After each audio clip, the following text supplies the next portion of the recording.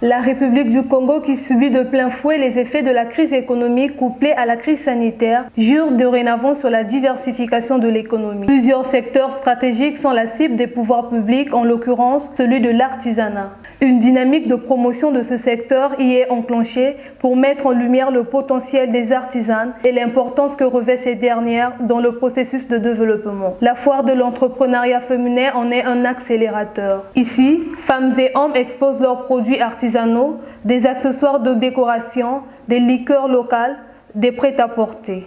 Une véritable aubaine pour propulser le Made in Congo. Ma première préoccupation, c'est l'administration d'abord, parce que nous ne sommes pas formels, parce que les taxes d'abord coûtent cher.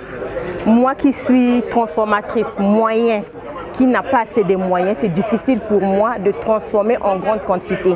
Parce que d'abord, je n'ai pas les moyens pour payer quelqu'un, pour m'aider, et je n'ai pas les moyens aussi pour faire connaître mon produit facilement.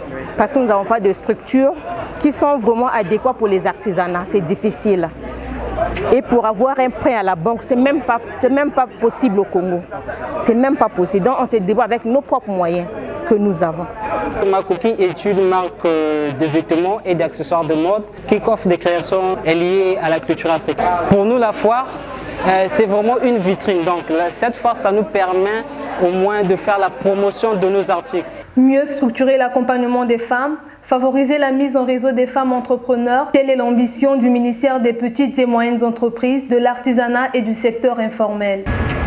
Dans l'élan de prise de conscience nationale sur la nécessité de favoriser l'émergence des entreprises artisanales capables d'apporter une plus-value à l'économie nationale, le ministère des Petites et Moyennes Entreprises, de l'Artisanat et du secteur informel organise donc sa deuxième édition de la foire de l'entrepreneuriat féminin.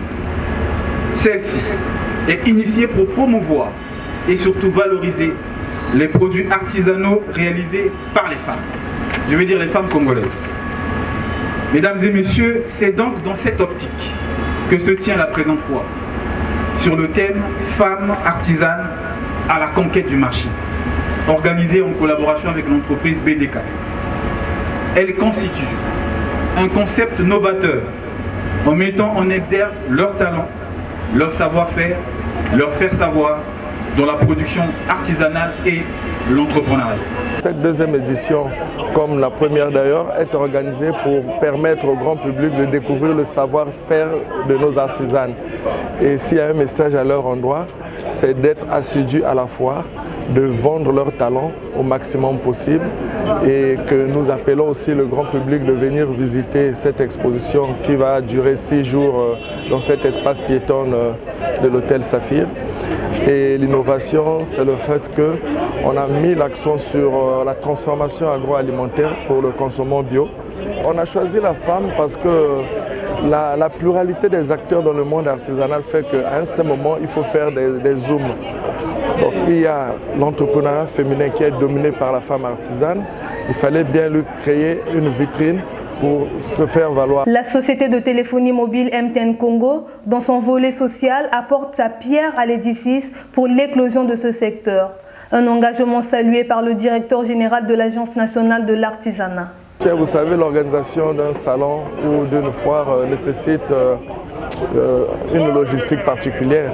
Il nous a apporté de la logistique, il nous apporte aussi un peu dans la communication et ça permet à ceux qui est aussi de la visiter parce qu'ils ont des gammes de produits et aussi pour faciliter la communication.